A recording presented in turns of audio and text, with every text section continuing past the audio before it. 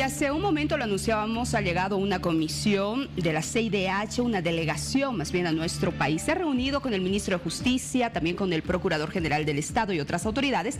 Vamos a hablar concretamente en este momento con el ministro de Justicia, Iván Lima, con quien ya estamos en contacto. Ministro, un placer saludarlo, muy buenos días.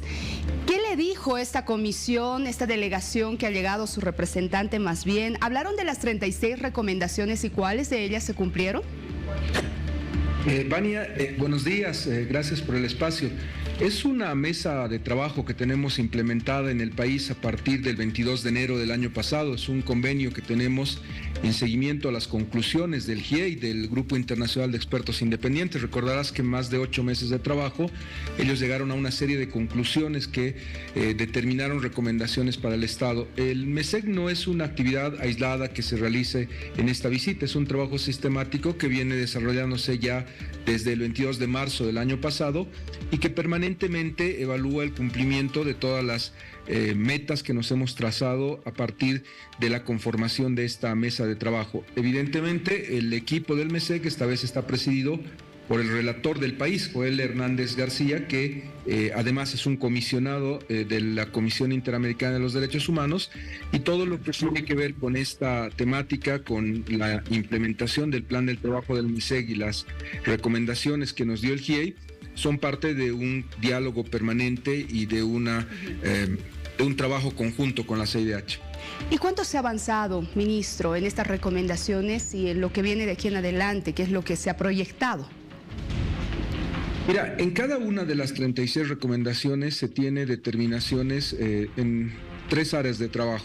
La primera, la más importante, la reparación integral del daño a las víctimas. Esto consiste en que tengamos una ayuda humanitaria a todas ellas, que ha consistido en muchos casos en reparaciones económicas, temas referidos a la salud, a la educación, o inclusive la constitución del fideicomiso de los 8 millones de bolivianos que está previsto pueda apoyar el desarrollo de actividades laborales de parte de las víctimas. Todo esto, este primer grupo de reparación del daño, se debe complementar por una política pública y una ley que están actualmente en la Asamblea Legislativa y deberían permitirnos atender a todas las víctimas de los hechos de violación de derechos humanos que han producido en el país, no solo el 2019, sino en otros periodos de tiempo. Me refiero al 64-82, todo ese periodo de dictaduras que, como sabes, tiene un compromiso muy fuerte del gobierno del presidente Arce con un aporte de más de casi 100 millones de bolivianos para resarcir el daño a esas víctimas. La segunda área importante del trabajo tiene que ver con la justicia. Tiene que ver con la garantía de no repetición y llevar adelante procesos judiciales con respecto a todas estas violaciones a los derechos humanos. Justamente el día de hoy, el grupo, la mesa, estará en la ciudad de Sucre reuniéndose con nuestro fiscal general del Estado, el doctor Juan Lanchipa Ponce, con el presidente del Tribunal Supremo, Ricardo Torres, y las autoridades judiciales para llevar adelante este análisis que está teniendo ya fase conclusiva en las masacres de Sencata. El día de ayer se ha planteado una inhibitoria y ha determinado el juez de la Ciudad del Alto, el primero cautelar penal, que es la instancia competente y por lo tanto ya no hay más obstáculos legales para llevar adelante ese juicio en relación a la masacre de Sencata. Y finalmente el último grupo de temas que tiene que ver con la política pública está marcada a identificar las causas estructurales de la crisis del 2019 en cuanto a temas como el racismo y la discriminación, una cumbre realizada el año pasado a la cabeza de nuestra ministra de Culturas y otras actividades referidas a la defensa de los derechos humanos y a la reforma judicial. Ministro, todas las recomendaciones que ha realizado este grupo, todo este trabajo que se está desempeñando, ¿es de carácter vinculante? Y el gobierno del presidente Arce, cuando recibe los resultados justamente el 17 de agosto del 2021, el presidente asume ese compromiso con la comunidad internacional y con el pueblo boliviano de dar cumplimiento a estas recomendaciones. Estas recomendaciones, evidentemente, como bien señala, son de carácter vinculante para todos los bolivianos, porque reflejan el cumplimiento del Pacto de San Constitución. Y agradezco tu pregunta, porque hay un grupo de bolivianos, dirían bolivianos que no están al tanto de este informe, que pretenden hoy buscar el incumplimiento de la recomendación número 10. La recomendación número 10 del GIEI señala que se debe garantizar la inaplicabilidad de normas de amnistía en casos de graves violaciones de derechos humanos identificadas en este informe o en casos similares. ¿Por qué te digo esto? Porque esa categoría que se ha empezado a hablar en el país de 183 perseguidos políticos, que ahora, a pedido de Vicente Cuéllar y otras instituciones y entidades, buscan una amnistía, una posibilidad de que no se lleve adelante los juicios, está señalada por ejemplo, las personas autoras de las masacres de Sencata, las personas que están imputadas y que están siendo investigadas por los hechos de Sacaba y Sencata, son parte de esos 183 ciudadanos que hoy van a pedir a través de la movilización social una amnistía. Eso no está permitido por la normativa internacional, por la nacional y por la recomendación 10 del informe GIEI. Esta situación se prolonga en el caso de esas 183 personas con ciudadanos acusados de graves delitos de corrupción, delitos que han afectado al patrimonio de los bolivianos en la época de la pandemia, con la compra de respiradores, temas de dispendio de gastos en Entel u otros de corrupción. Ese es el grupo de 183 perseguidos políticos, autores, imputados, detenidos preventivamente por las masacres de Sacaba, Sencata, El Pedregal y otras, y personas acusadas de corrupción. Es ir expresamente en contra de la recomendación 10, lo que el día de hoy se pretende realizar. Esta situación llama la atención y debe ser informada a la mesa de trabajo y a las instancias respectivas. El gobierno del presidente Arce está firmemente comprometido con los derechos humanos y con esta supervisión internacional, y claramente ha llamado la atención que en el país se esté buscando por parte de ciertos grupos ir en contra del informe GIEI y expresamente con una recomendación que se base en normas de derecho internacional de los derechos humanos que definitivamente deben ser respetadas por todos los bolivianos. Bien, quiero también consultarle sobre un tema que está generando diferentes reacciones, y es, ya habíamos escuchado hace un año aproximadamente hablar acerca del mismo. La reelección indefinida, ministro, por favor. ¿Cuál es la consulta, estimada? La consulta que tengo es si es que la justicia ha viabilizado, justamente ya señalado en las últimas horas, se ha ratificado la vigencia de la reelección indefinida, cuando tenemos también un documento de la Corte Interamericana de Derechos Humanos con relación a este tema que ha señalado, y se lo voy a citar por favor si me permite y me dan los minutos. A través de este comunicado oficial del 2021 que indica que se ha determinado que la reelección presidencial indefinida no es un derecho humano. ¿En qué queda este tema finalmente para nuestro país, ministro? Mira, yo creo que hay que ser muy precisos en cuanto a la presentación de acciones constitucionales. Lo que ha ocurrido el día de ayer es que en la ciudad de Sucre se ha desarrollado una audiencia en una acción de defensa. Esta acción que se ha presentado, esta acción popular por parte de un diputado nacional, buscaba dejar sin efecto una sentencia constitucional, 84-2017. Y esa no es la vía idónea para poder plantear un cambio en la línea jurisprudencial de nuestro Tribunal Constitucional. Claramente lo que ha ocurrido es que se ha presentado una acción defectuosa que tiene los tribunales de justicia la obligación de escucharla. Habrás escuchado más de una vez esa frase de que todo el mundo puede demandar, pero pocos podrán lograr una sentencia. Es lo que ha ocurrido en este caso. El diputado planteó una acción inadecuada, una acción que procesalmente no correspondía, y lo que hizo la Sala Constitucional de la ciudad de Sucre es denegar su pedido, porque era un pedido impertinente, era un pedido que era improcedente y no se ha tratado, por lo tanto, en el fondo la situación llevada adelante por el diputado. La situación de la reelección está aún pendiente de determinación en cuanto al fallo 84-2017 que refieres y al 32-2019 en el Tribunal Constitucional. No es la acción adecuada la que se planteó el día de ayer, simplemente fue una anécdota de un diputado que presentó inadecuadamente una acción de defensa, y este tema que, como bien señalas, tiene una opinión consultiva que es vinculante para el Estado Plurinacional de Bolivia, tendrá que ser adecuada, incorporada en un diálogo interjurisdiccional entre la Corte Interamericana y y el Tribunal Constitucional a nuestro ordenamiento jurídico. Esa situación tendrá que darse en un caso concreto, en una situación en la cual se deba aplicar la reelección o en forma abstracta por parte de nuestro Tribunal Constitucional, que debe uniformar en su momento la jurisprudencia. Estos casos tienen que llevarse a nivel de la sala plena como una unificación de doctrina o como una vocación. Esta situación está actualmente en curso en varios trámites que tiene el Tribunal Constitucional y te reitero, lo que ha ocurrido con relación a este diputado es simplemente una acción mal presentada. Bien, ministro, aprovecho también, por favor, para hacerle la siguiente consulta con relación a la determinación del juez cautelar primero de la Ciudad del Alto, Marco Antonio Amaru, a quien la defensa de la exmandataria Yanine Áñez se está acusando de prevaricato.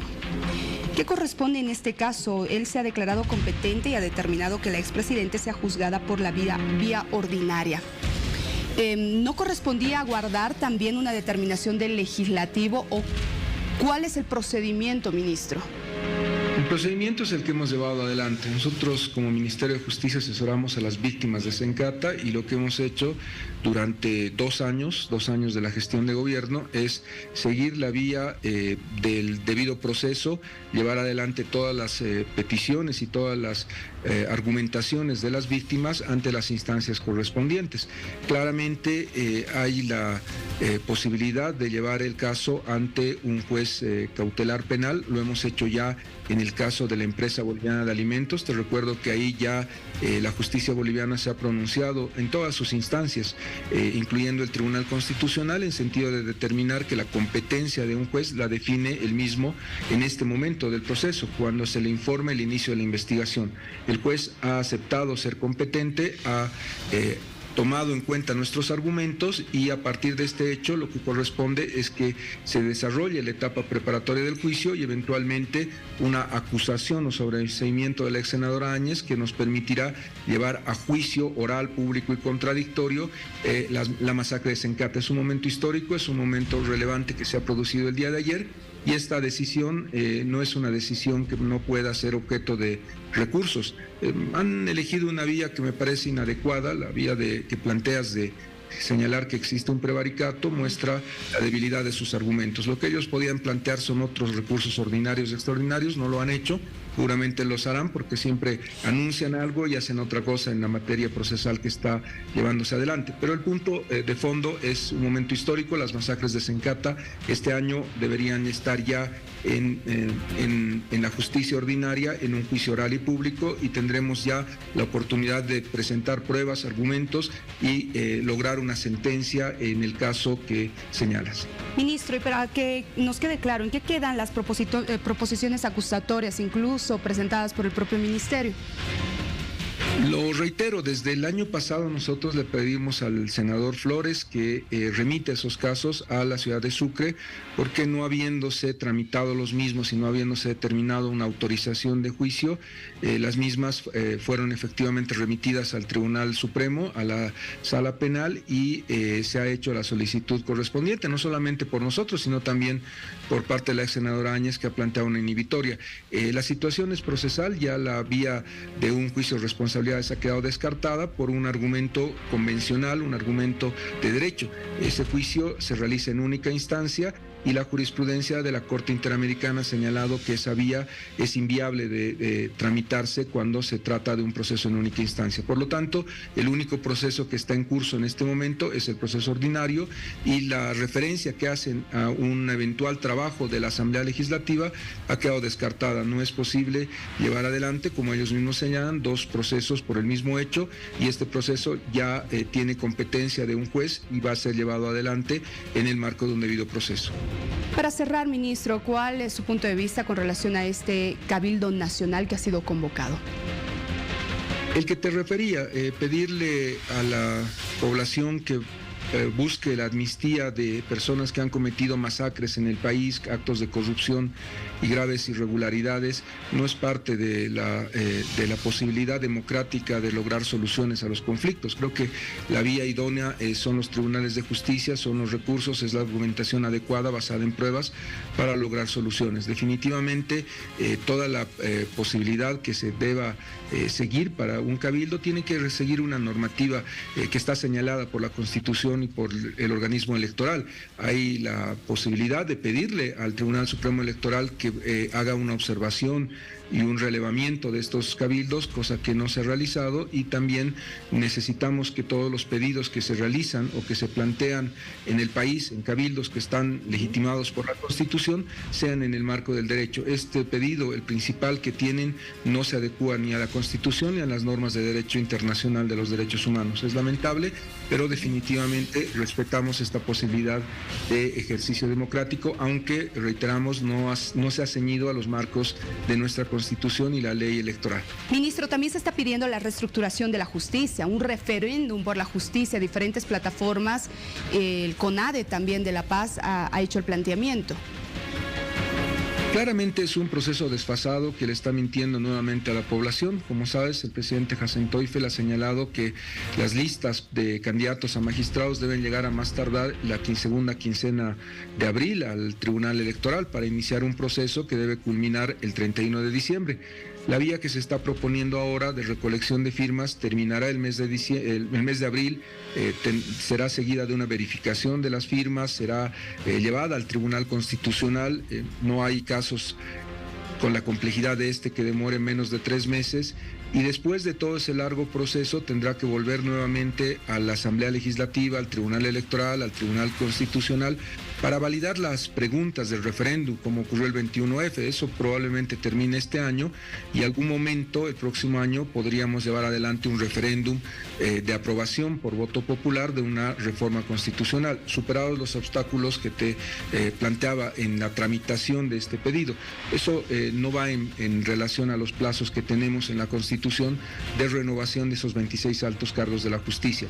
El plazo está corriendo, el plazo vence el 15 de abril, y claramente esta propuesta podrá ser aplicada el 2029 si llega a tener éxito, pero no es una propuesta que pueda ser compatible en la elección que debe realizarse este año. Sin embargo, de ello hemos manifestado como Gobierno Nacional nuestra amplia disposición para un diálogo constructivo, para uniformar las agendas que tiene en este momento el país y ver de viabilizar un gran acuerdo nacional por la justicia que nos permita, como se ha señalado siempre, mejorar la elección de autoridades judiciales que debe realizarse este año. Bien, ministro, gracias por darnos todos estos detalles. Veremos qué es lo que sucede principalmente con el tema de la justicia, ¿no? Es un tema que preocupa a la población en general. Que le vaya muy bien. Buenos días. Muchas gracias, Dani. Buenos días.